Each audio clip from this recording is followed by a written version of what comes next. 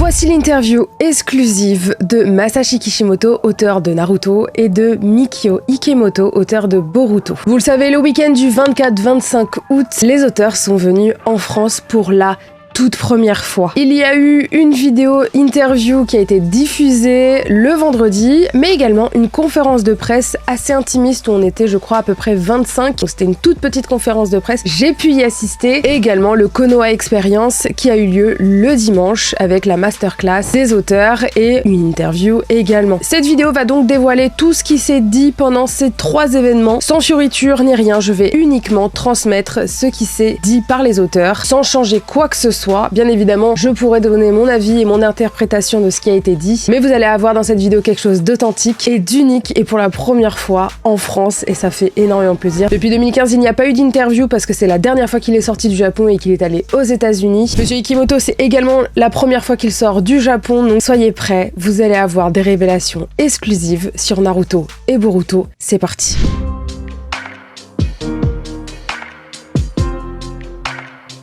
Hello les Nakama, ravi de vous retrouver sur cette vidéo qui va sûrement être longue mais extrêmement intéressante pour tous les fans de la licence. Bien évidemment, cette vidéo va être chapitrée, il y a plusieurs parties. J'ai regroupé toutes les réponses par thème et aussi il n'y aura pas d'image des auteurs, c'était totalement proscrit et je respecte leur demande même s'il y a des images sur Google. Il n'y en aura pas dans cette vidéo. Mais en tout cas, le plus important c'est d'avoir des infos sur votre œuvre préférée. Alors c'est parti. De Naruto à Boruto, un travail à 2. Dans cette partie, nous allons voir tous les aspects collaboratifs qu'il y a eu entre les 2 auteurs pour passer de Naruto à Boruto. Et voici la première question. Monsieur Ikemoto, à l'origine, vous étiez assistant sur le manga Naruto et vous vous êtes retrouvé auteur sur sa suite Boruto. Comment avez-vous vécu tous les 2 ce changement? En effet, pour Naruto, j'étais assistant de Monsieur Kishimoto, donc je dessinais principalement les arrière-plans, et pour Boruto, en fait, là, c'est mon manga, donc ce n'est pas du tout le même travail. Et Kishimoto Sensei va répondre, alors je trouve que je me suis amélioré en dessin pour Boruto. Ah, c'était... Et on a tous rigolé à ce moment-là pendant la conférence de presse. Il a répondu que ça. Comment ça se passe maintenant au niveau collaboration du travail? Pour Naruto, j'écrivais l'histoire et Ikemoto Sensei dessinait les arrière-plans et les clones. Maintenant, c'est lui qui gère le dessin et le scénario. Également, petite question qui suit après, vous allez voir, c'est assez drôle. Qu'est-ce qu'on adore dessiner et qu'est-ce qu'on déteste? J'aime dessiner les arrière-plans et les paysages japonais, les animaux et les persos féminins, je n'aime pas trop. Et pourtant, je trouve qu'il s'en sort extrêmement bien. Quelle humilité. Et la réponse d'Ikemoto Sensei qui a fait rire tout le monde. J'aime dessiner les personnages féminins, mais dessiner les clones, non. Oui, parce qu'il l'a dit juste avant, il a dessiné beaucoup de clones. Et il dira également qu'il en a dessiné maximum 1200. Ça fait beaucoup de clones de Naruto. Kishimoto Sensei et Ikemoto Sensei, comment dialoguez-vous ensemble? Travaillez-vous ensemble le dessin et le scénario? Réponse extrêmement importante parce que je pense que beaucoup de personnes ne se rendent pas compte de qui est réellement derrière Boruto. Kishimoto Sensei répondra, dans le cadre de Boruto, j'avais au départ écrit les grandes lignes de l'histoire, mais très légèrement. Et donc on avait fait une réunion. Donc il faut le dire, c'est Maître Ikemoto qui fait tout Boruto. Ikemoto Sensei répondra, c'est vrai qu'au début, Maître Kishimoto m'avait fait part de son histoire, mais là plus on avance, plus ça devient une histoire complètement différente de ce que c'était au départ. Donc chaque mois, je discute avec mon éditeur attitré, donc mon tanto, pour réfléchir à la suite. Donc je pense que Maître Kishimoto ne sait pas ce qu'il va se passer pour la suite de Boruto. Et Kishimoto lui répondra, moi je ne fais que profiter de la lecture. Ikemoto Sensei et Kishimoto Sensei, la série Boruto, contrairement à son aîné, a une publication mensuelle. Quelles sont les différences sur le rythme de travail et sur la narration?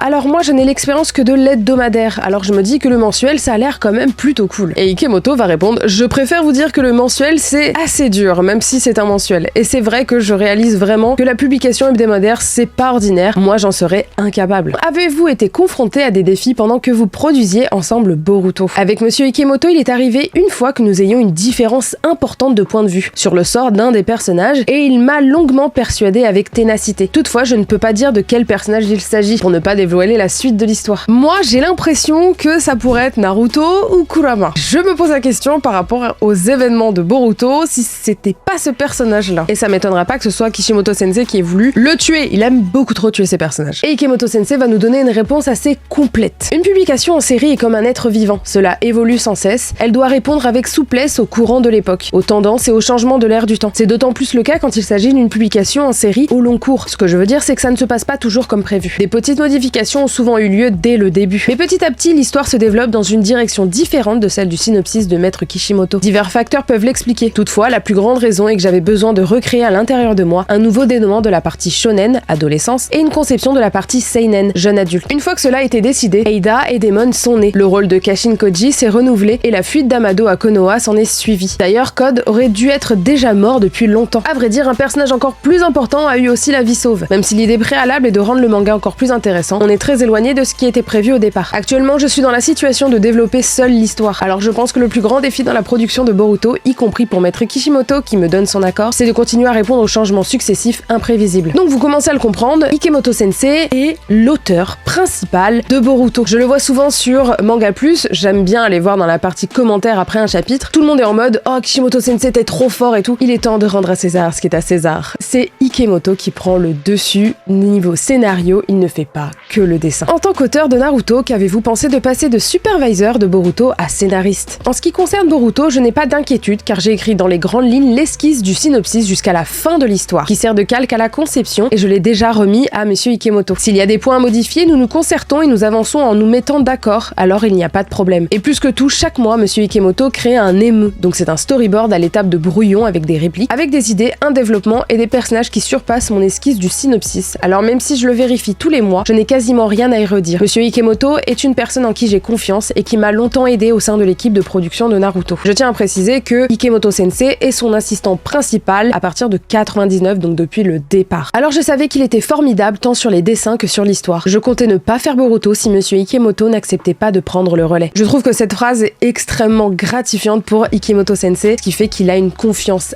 aveugle envers son assistant qui a travaillé avec lui pendant plus de 15 ans sur l'œuvre de toute sa vie. Succès international et ressenti. Dans cette partie, on va voir comment les auteurs vivent ce succès et aussi le côté en dehors du Japon. Comment vivez-vous la longévité de cette œuvre, très connue en France? Je suis content, je suis très touchée. Sur scène, j'ai failli pleurer, je n'ai que de la reconnaissance. C'est sûr qu'au début, je ne pensais pas que la série durerait aussi longtemps, et pas à l'étranger. Il arrive aussi des moments où je vais moins bien. Du coup, je ne dois pas être trop euphorique, ni trop triste. Je me dois d'endurer, de rester régulier dans mon état psychologique. À ce moment-là, on est sur la masterclass de dimanche, et juste avant, il y a eu une standing ovation pour Kishimoto Sensei. Mais quand je vous dis une standing ovation, je suis tellement fière des fans français qui ont fait un accueil plus que chaleureux et ça a failli faire pleurer Kishimoto Sensei. Et pour la petite anecdote, il faut savoir que après, lors du cocktail où il y avait toutes les équipes, il a pleuré. Il a fait un discours et ses larmes ont coulé à l'image de Naruto sur le banc. C'est les mots de Hubert qui était au cocktail et qui a animé cette Kono expérience comme un chef. Il a fait un discours avec la voix tremblante et avec les larmes qui ont coulé tellement il était émerveillé par ce qui venait de lui arriver, avec une humilité exceptionnelle. Vous rendez-vous compte de l'amour que porte la France à votre œuvre? Je ne le sais pas vraiment moi-même. En fait, j'ai écrit, j'ai dessiné ce que j'avais à l'intérieur de moi et le public m'a compris. C'est plus cette impression-là. Kishimoto Sensei, Ikemoto Sensei, pensez-vous davantage au marché étranger depuis que le manga y rencontre un succès colossal? Pensez-vous par exemple aux réactions que peuvent susciter en France les mangas que vous éditez? Alors fondamentalement, non. C'était clair et net, et c'est d'une honnêteté incroyable. Je ne fais pas spécialement attention à ce qui peut se passer à l'étranger. Par contre, pour ce qui est de l'adaptation animée, j'ai sélectionné un animateur qui pourrait plus plaire à l'étranger. Je savais que Naruto avait beaucoup de succès à l'étranger et en France. Donc pour Boruto, j'ai vraiment en tête l'étranger et la France pour le dessiner. Je pense que la réponse de Kishimoto Sensei est vraiment très honnête. De toute façon, pour tous les mangaka qui se lancent, ils ne savent même pas si ça va marcher dans leur propre pays, donc ils ne vont pas penser à si ça va plaire à la France.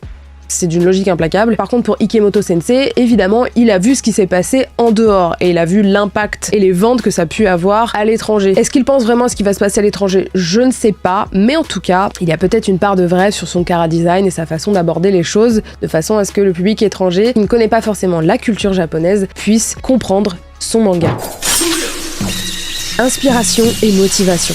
Kishimoto Sensei, Ikemoto Sensei, en dehors du manga, y a-t-il un film, un livre ou encore un morceau de musique qui a modifié votre vision du monde et construit la personne que vous êtes? Voici la réponse de Kishimoto Sensei. Je vais surtout vous donner des films que j'ai vus et aimés quand j'étais enfant. Star Wars, la guerre des étoiles. J'aime aussi tout ce qui est fantasy, donc l'histoire sans fin. Retour vers le futur. Pour ce qui est des romans, il y a Cour Melos de Dazai Osamu. Ça m'a aussi inspiré pour l'histoire courte de Naruto. En animé, c'est Akira et Ghost in the Shell. Pour ce qui est des auteurs, il y a Moebius également, le célèbre auteur de de BD, et en mangaka Katsuhiro Otomo et Taiyo Matsumoto. Mais je suis influencée par beaucoup de choses, et si c'est pour le manga évidemment, il y a Dragon Ball, je ne l'avais pas oublié. Faut savoir qu'à ce moment-là, en fait, la réponse était déjà faite, et il a demandé est-ce que je peux citer aussi les mangas ou pas, parce qu'il pensait que c'était autre chose que le manga, et il s'est dit non mais j'oublie pas Dragon Ball, c'était assez drôle, on a bien rigolé. Et voici la réponse d'Ikemoto Sensei. Alors pour moi, pour ce qui est des films, j'étais très influencée par la trilogie Matrix, notamment même par rapport à comment je dessine, comment je fais mes compositions de dessin, parce que c'est vrai que dans le premier film, il apparaît comme le sauveur. Le 2, il arrive à maîtriser sa puissance, donc ça correspond à la partie enfance et jeune adulte de Boruto. Donc je pense que j'ai été influencée par Matrix, et sinon pour ce qui est des mangas, c'est Dragon Ball. Il faut savoir que Kishimoto Sensei aime aussi Matrix,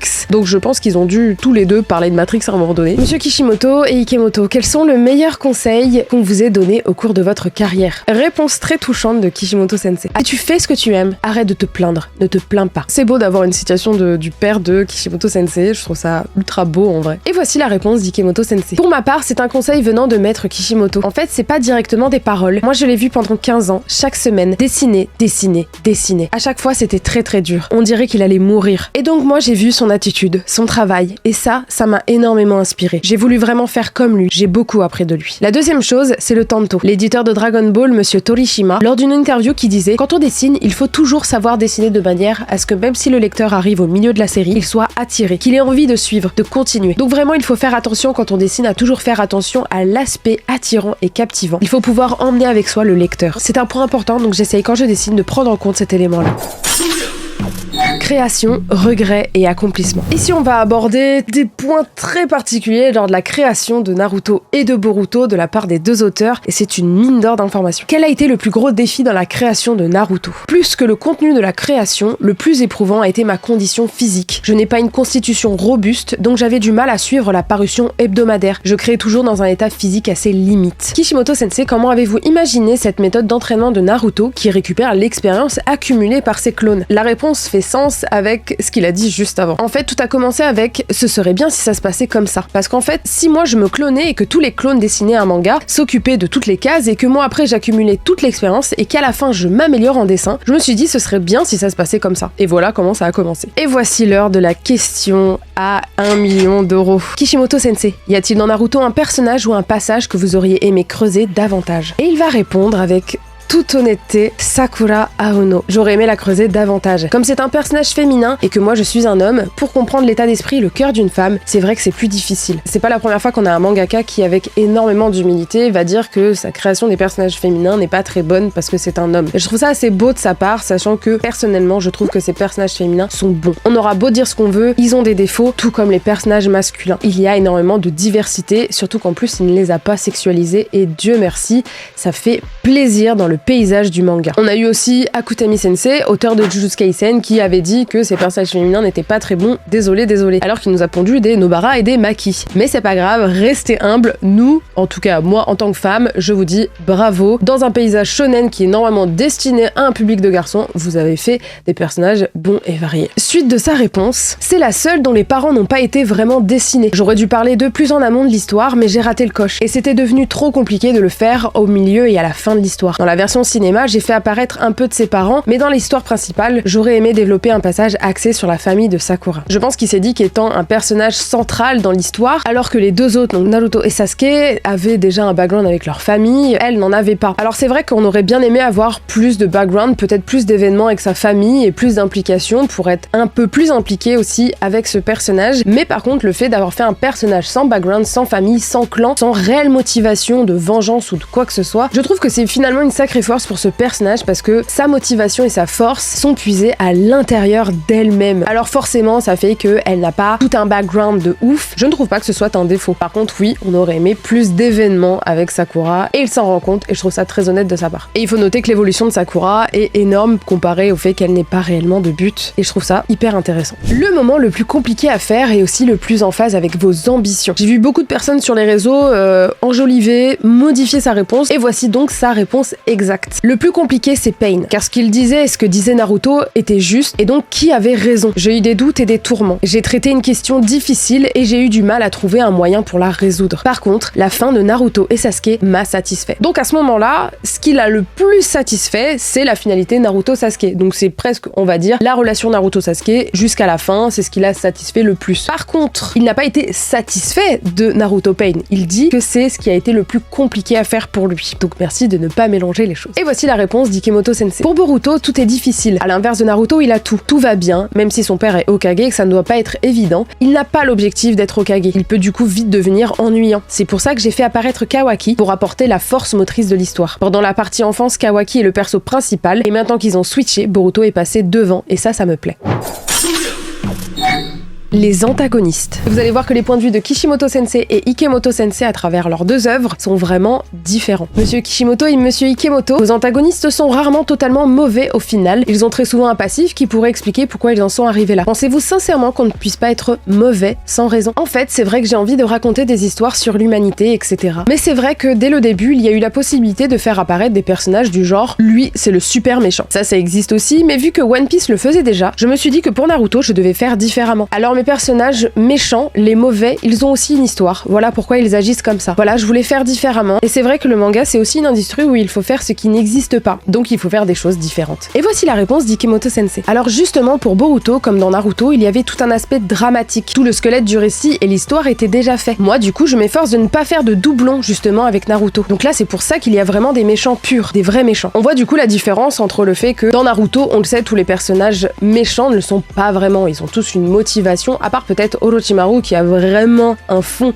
particulier, mais le reste, Pain, Madara, Obito, même Kaguya a un passif et on sait pourquoi ils sont comme ça. Alors que dans Boruto, les Otsutsuki, ils sont mauvais, en tout cas, ce sont des ennemis, presque des parasites dans ce monde. La question a été posée un peu de manière différente lors de la masterclass de dimanche. Naruto n'est-il pas une œuvre qui prône le fait que les méchants ne le sont jamais vraiment dès le départ? Et voici la réponse de Kishimoto, encore plus philosophique. Moi, j'ai envie de croire fondamentalement qu'on est tous bons et que c'est juste la situation. L'enfant va rencontrer des adultes, des mentors, qui sauront oui ou non comment les guider et faire en sorte qu'ils vont mal tourner ou non. Et la notion de bien et de mal est très complexe. On ne sait pas toujours ce qu'il est, ce qu'il ne l'est pas. C'est une œuvre où il y a beaucoup de relations maître-disciple, Orochimaru, Jiraiya, et c'est à nous de voir, lecteurs, ce qui est bien ou pas. Et cette question-là, par contre, est plus tournée vers Ikemoto Sensei. Êtes-vous moins clément vers les ennemis dans Boruto que dans Naruto, car il y a moins d'explications sur leur méchanceté? Dans Naruto, les adversaires étaient opposés à lui pour un objectif. Chacun avait ses raisons de combattre. Kishimoto Sensei a fait tout ce qu'il a voulu faire. Et du coup, ce n'était pas intéressant de faire intervenir des ennemis qui ressemblent à ceux de Naruto. Il a encore plus de difficultés vu que j'ai pris la meilleure partie, le côté Oishi.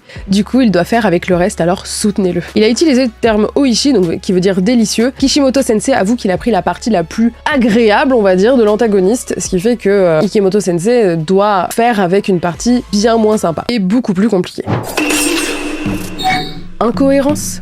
Voici une question qui, lors de la masterclass de dimanche, a fait réagir tout le public, juste en la posant. Et il est important d'entendre la réponse de Kishimoto Sensei, assez longue, et on va déblatérer un petit peu là-dessus. Au début de Naruto, l'accent est mis sur le mérite et l'effort, notamment à travers des personnages comme Rock Lee, Guy ou encore Naruto. Cependant, on découvre à un moment que Naruto fait en réalité partie d'une illustre lignée de ninjas. Avez-vous à un moment envisagé de faire de Naruto un ninja de basse extraction? Oui, cette question était presque tournée vers cette notion de destin sans vraiment la poser. Et voici la réponse de Kishimoto Sensei. C'est une question très difficile, qui a son importance et qui est au cœur de l'œuvre Naruto. Au début, je dessinais Naruto en me disant qu'il appartenait à un milieu social inférieur. Je trouvais qu'il me ressemblait. Il était dans ma situation, je voulais des amis, j'habitais à la campagne, et en créant Naruto, j'ai mis tout ce que j'avais en moi dans ce personnage. Et je rajouterais que la traductrice a bien dit le terme se faire admettre. Un peu comme Naruto avec le village, Kishimoto voulait se faire admettre par les autres, presque comme s'il n'avait pas vraiment d'amis. Au fur et à mesure que je dessinais Naruto, les gens ont peu à peu commencé à reconnaître ma valeur et j'en étais très satisfait. Mais un problème s'est posé. Est-ce que je pourrais continuer à dessiner Naruto? J'en avais peur. C'est à ce moment-là que j'ai réalisé que peut-être, si Naruto provenait d'une lignée prestigieuse, il y aurait une lutte intérieure à explorer. Dans ce cas-là, il y a une grande pression, car il faut réussir à répondre aux attentes, et j'ai décidé de retranscrire cela en dessinant Naruto. On comprend bien à ce moment-là qu'il ne parle pas du tout de notion de destin, ni le fait d'être élu, donc cette réincarnation qu'il y a dans Naruto. Il n'en parle pas du tout, et je peux comprendre parce que, en vrai, si on n'y pas avec ses fesses, on comprend que ce système de réincarnation, Il y répond,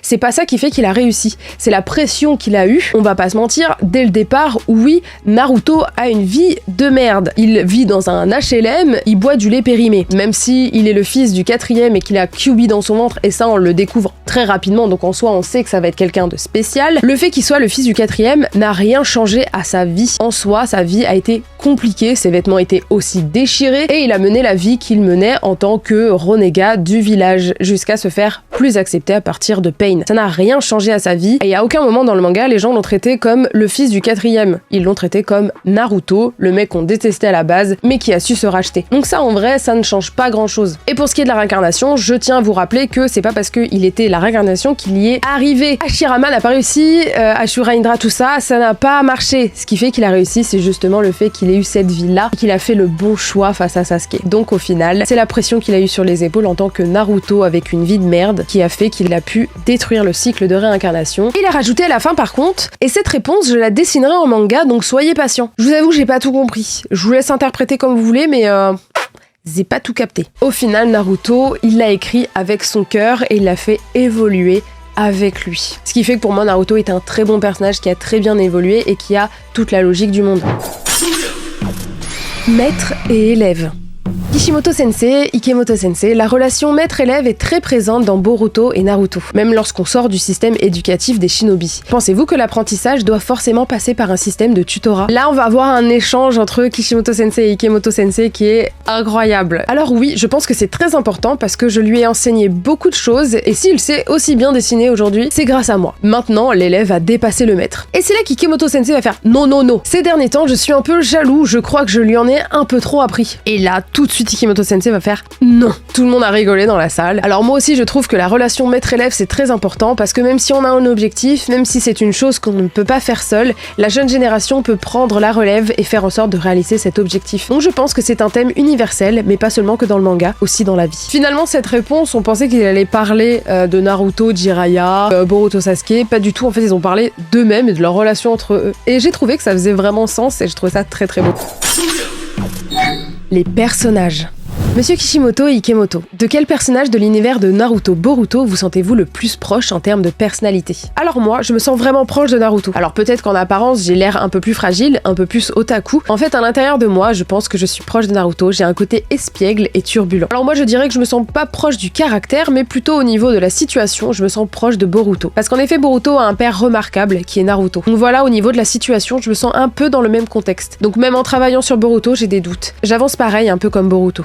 Kishimoto Sensei, Ikemoto Sensei, à votre avis, pourquoi Naruto est un héros si attachant qu'il plaît toujours 25 ans après sa création et 10 ans après son arrêt? Ikemoto Sensei va alors répondre. Pour Naruto, en fait, je pense qu'il y a beaucoup de personnes qui peuvent s'identifier à lui par rapport à la situation, par rapport au contexte. Les personnes qui s'identifient à lui et qui peuvent le comprendre sont donc plus nombreuses. Il y a donc un nombre beaucoup plus faible de personnes qui ne le comprennent pas. C'est un personnage avec qui on a de l'empathie, qu'on comprend, sur lequel on peut s'identifier. Et une réponse courte mais très très belle de Kishimoto Sensei. Moi, je pense que c'est parce que Naruto, il est imparfait. Il n'est pas parfait. J'ai trouvé cette réponse courte mais tellement incroyable, elle fait tellement sens parce qu'au milieu de ces personnages un peu utopiques, presque voilà inatteignables, c'est vrai que Naruto, malgré le fait que ce soit un shonen neketsu, on arrive à se voir en lui. Il peut être un peu utopiste mais finalement il est très humain dans ses réflexions et justement c'est un personnage qui est censé envoyer des Rasengan, qui est censé se battre avec des demi-dieux et au final il arrive quand même à avoir ses crises d'angoisse, à pleurer, à se sentir mal et à avoir des réflexions très humaines et c'est ça qui est très beau dans ce personnage. Quelles sont les similitudes et les différences dans la relation entre Naruto et Sasuke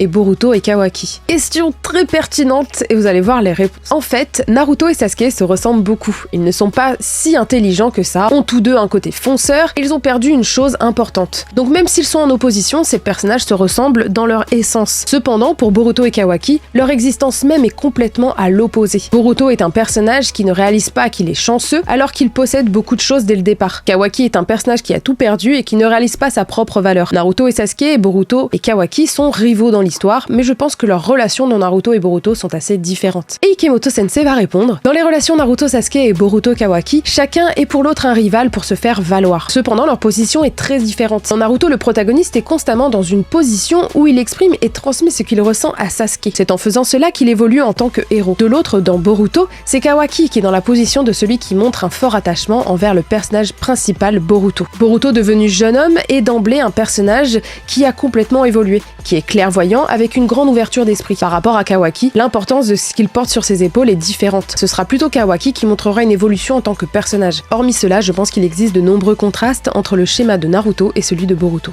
Réponse extrêmement complète et complexe, je trouve. Il est vrai qu'on peut voir une similitude entre les deux, mais ce qui fait la force aussi de Boruto, c'est que ce n'est pas du tout calqué sur Naruto, et l'approche du scénario et des personnages est vraiment différente, ce qui fait qu'on n'a pas cette notion de copier-coller. Et c'est pour ça qu'il faut aller lire Boruto si vous êtes là et que vous lisez que Naruto, et que vous ne connaissez que Naruto. Voilà, je refais encore une petite pub pour Boruto parce que c'est important. Ikemoto-sensei, Kishimoto-sensei, quel est votre animal préféré dans Naruto ou Boruto? Les crapauds subalternes contrôlés par Kashin Koji. Ce ne sont pas des animaux au sens strict, mais des outils scientifiques ninja, créés de manière artificielle. Mais comme on est à une époque où on dit que les robots et l'IA du futur abriteront une âme, j'aime aussi le serpent de Mitsuki. J'aime beaucoup l'approche IA, et c'est pour ça que Boruto est vraiment très moderne dans son approche. Et Kishimoto-sensei a répondu: moi, c'est Gamabunta. Mais où est Pakkun dans cette histoire? Alors, ça c'est la question qui a fait énormément débat sur les réseaux. Et je tiens à préciser que cette question, je vais l'analyser et vous expliquer la réponse de Kishimoto-sensei, parce que je trouve que ce qui s'est passé sur les réseaux est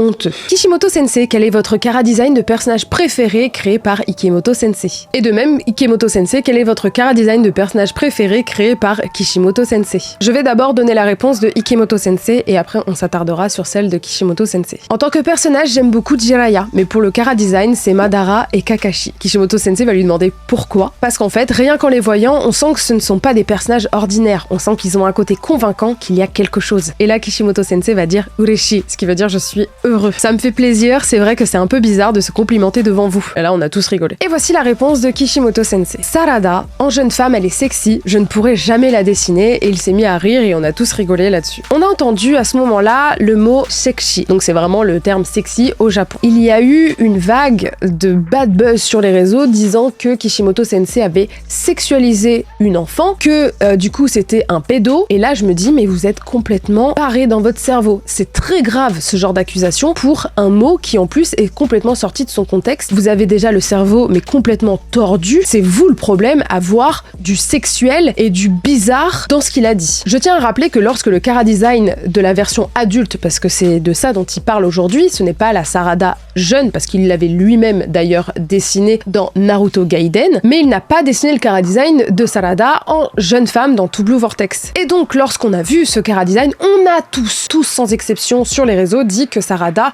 était assez sexy et était vraiment bien dessinée, avait un petit côté nana ou encore Bayonetta, ce qui en dit long sur le fait que voilà, c'est une belle jeune femme. Et ce qu'il dit là, c'est juste que il lui a mis des talons, une belle tenue, un mini short, l'épaule un peu dévoilée, et il le dit lui-même, lui n'arrive pas à sexualiser ses personnages, il n'arrive pas à les mettre, il aime bien les dessiner de manière un peu plus prude. On a Hinata qui a un truc jusqu'ici, Sakura qui n'a pas forcément de poitrine. Il dit juste là à ce moment-là qu'en fait il serait incapable de pouvoir dessiner Sarada aussi sexy. C'est presque un peu prude et innocent de sa part. Et aussi, deuxièmement, le terme sexy au Japon n'a pas la même connotation que votre cerveau ou même ce qui peut se passer en Europe quand on utilise vraiment le terme sexy de manière sexuelle. Au Japon, le terme sexy s'utilise assez facilement pour parler de plein de choses, notamment des personnages, des personnes ou même des objets. En fait, on parle plus de chara-design, de style, plutôt que du côté sexuel de la chose. Donc, calmez-vous, il s'est juste dit que Ikemoto-sensei avait réussi à la rendre vraiment féminine et avec énormément de style et avec beaucoup d'humilité, il a dit que lui-même n'en aurait pas été capable. C'est tout, n'allez pas plus loin et arrêtez d'accuser les gens avec des accusations aussi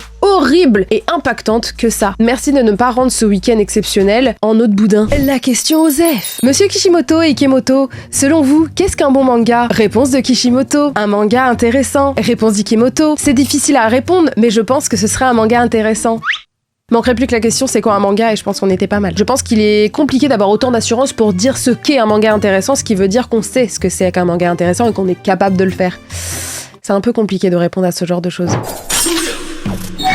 Le manga Boruto. Que pensez-vous de l'évolution de Boruto en tant que personnage principal par rapport à l'évolution de son père Naruto? Naruto est un personnage qui au départ ne possède rien et qui finit par tout obtenir. À l'inverse, Boruto est un personnage qui possède tout au départ, perd tout, puis s'accroche pour s'en sortir. Alors Boruto ressemble à Sasuke pour la perte, et il ressemble à Naruto pour l'obtention. Kishimoto-sensei, Ikemoto-sensei, le manga Boruto s'ouvre avec une scène avancée avant de passer sur un très long flashback. Pouvez-vous nous raconter pourquoi ce choix de teaser, ce duel fratricide? Alors c'est une idée de monsieur Kishimoto. Au début on devait commencer Boruto Boruto comme le film. Et soudain, il y a eu cette idée. Donc il a proposé de commencer en mettant les personnages adultes. Comme ce n'était pas prévu, j'ai dû dessiner le chara-design de Kawaki et Boruto assez rapidement. Ça, je me souviens. Et Kishimoto Sensei va alors rajouter. Alors en fait, fondamentalement, je n'y avais pas énormément réfléchi, mais disons que je me suis dit que ce serait bien de commencer avec des personnages ayant grandi, adultes. Parce que comme ça, les gens vont se demander qu'est-ce qui s'est passé entre cette période. Donc je me suis dit qu'au niveau de l'accroche, il y a plus de teasing. On est plus accroché pour savoir ce qui s'est passé. Et je vous avoue que pour la suite, je n'avais pas vraiment d'idées précises. Moi, j'étais habituée à faire une publication hebdomadaire, donc j'avais un délai très court. Donc je trouvais des idées et je les lançais comme ça, et je me disais, oh, la suite, on verra. Je réfléchirai après, donc voilà, j'avais cette habitude. N'allez pas surinterpréter, mais je pense que tous les mangaka qui commencent déjà ne savent même pas jusqu'où ils vont aller au niveau de leur histoire. Ils ont leur trame, ils ont un début et une fin, mais ce qui se passe au milieu, on va se le dire, ils le rajoutent au fur et à mesure. On ne peut pas absolument prévoir tous les points à l'avance, surtout quand on a 72 tomes de parution et 15 ans de travail. On peut prendre l'exemple de Dragon Ball ou même One Piece, Bleach. Je pense qu'ils ont un début et une fin, mais ce qui se passe au fur et à mesure, forcément, on grandit, on évolue, on rajoute des choses. C'est normal. Et vu le rythme hebdomadaire et le fait qu'on a des attentes, on a aussi un retour aussi des lecteurs, du public, et ben on va peut-être prendre un petit peu d'autres directions tout en gardant une logique scénaristique. Ikemoto Sensei, il y a une véritable volonté d'utiliser le noir dans les planches de Boruto plus que des nuances de gris. Pourquoi? Alors peut-être qu'il y a mon caractère qui joue dedans, parce que j'aime bien que les choses soient soit blanc, soit noir. Et aussi j'ai la flemme d'utiliser des trames. Il a littéralement dit Mendokusai. Il a fait son Shikamaru, il a dit j'ai la flemme. Il faut savoir que les trames, c'est ce que vous voyez quand il y a voilà, des traits un peu partout qui vont rajouter un peu des nuances. Voilà, il a la flemme. Moi j'ai trouvé ça incroyable, d'une honnêteté mais exceptionnelle.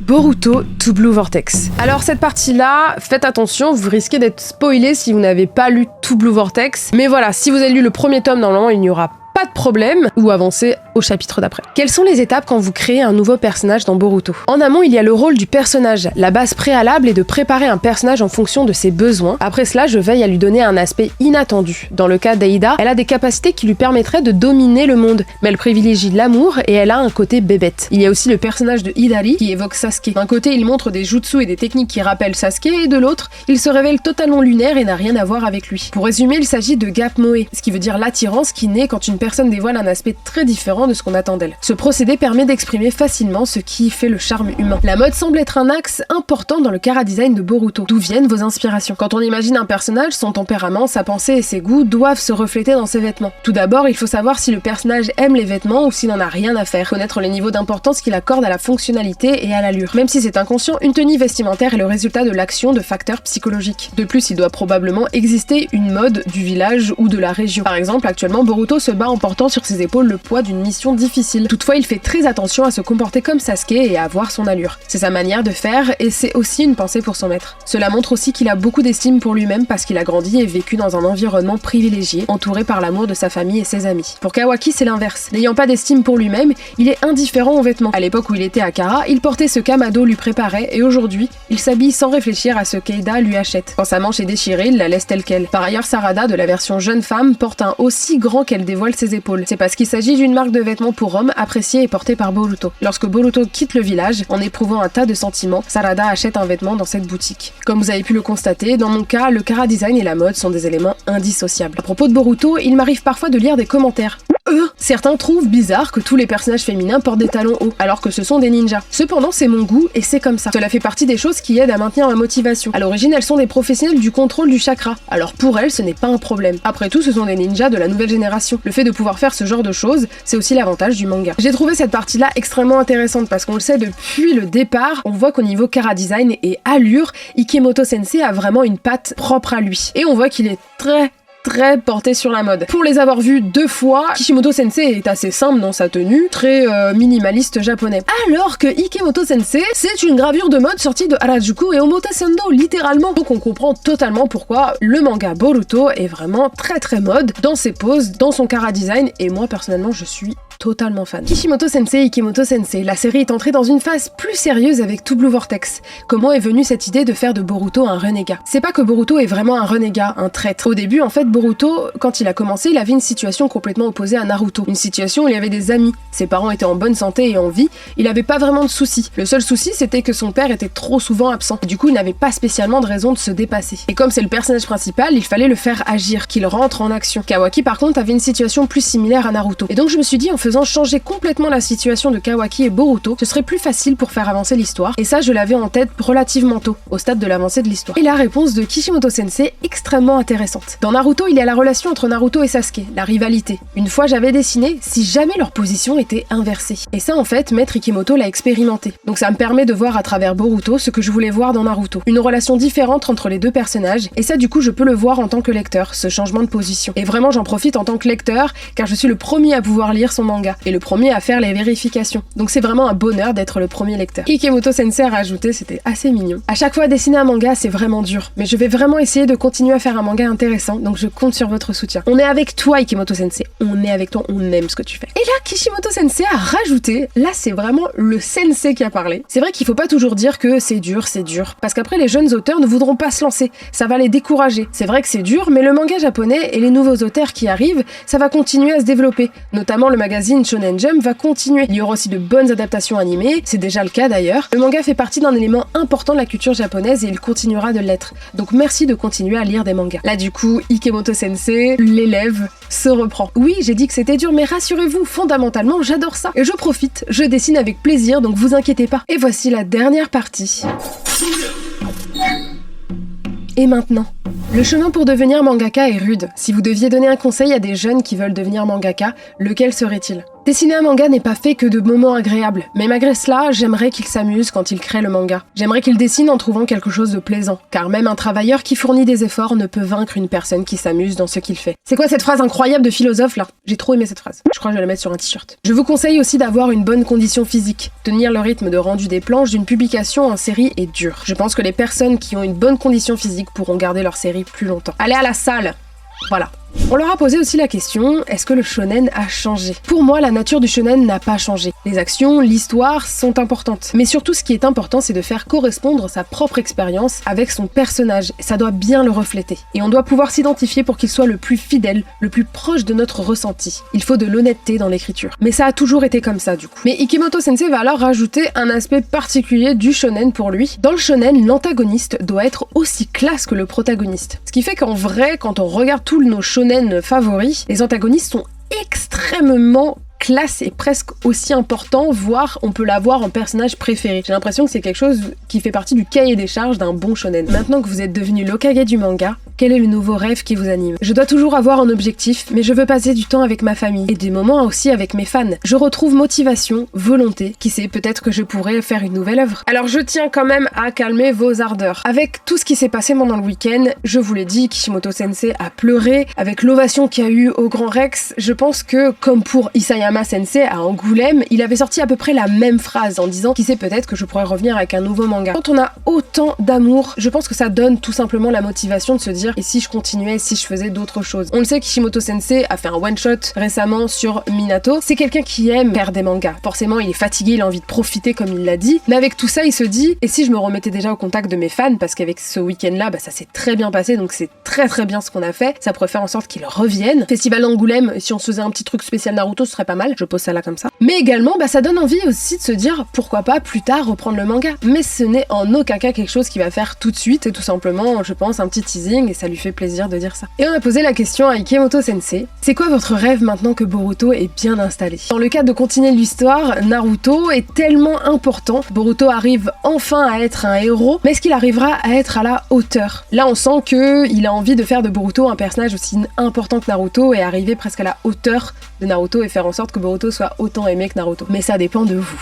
Donc ça dépend de nous les gars, c'est à nous de faire en sorte que Boruto atteigne les sommets. J'espère en tout cas que c'est une mine d'or pour vous, ça m'a fait énormément plaisir de faire cette vidéo. Je tiens évidemment à remercier les éditions Kana pour cet événement exceptionnel, le Grand Rex pour l'accueil de ces auteurs de génie. Stéphanie aussi, merci beaucoup, merci pour tout. Et bien entendu, un grand merci à Masashi Kishimoto et Mikio Ikemoto de s'être déplacés dans notre pays oui baguette. J'espère qu'il a bien apprécié le champagne parce qu'il adore ça, qu'ils ont bien mangé, qu'ils ont bien profité de la France et qu'ils reviendront très vite nous voir. Un remerciement particulier bien évidemment aux traductrices qui ont fait un travail titanesque, Shoko Takahashi qui faisait la traduction du français au au japonais, et Misato Rayar qui a fait la traduction du japonais au français, qui nous a permis d'avoir toutes ces réponses incroyables de nos auteurs. Merci à vous d'avoir regardé cette vidéo, n'hésitez pas à mettre vos impressions de ces réponses en commentaire et à mettre tout l'amour que vous avez pour ces œuvres-là. N'oubliez pas, lisez Boruto, lisez Naruto, c'est important pour la culture. Bye bye les Nakama.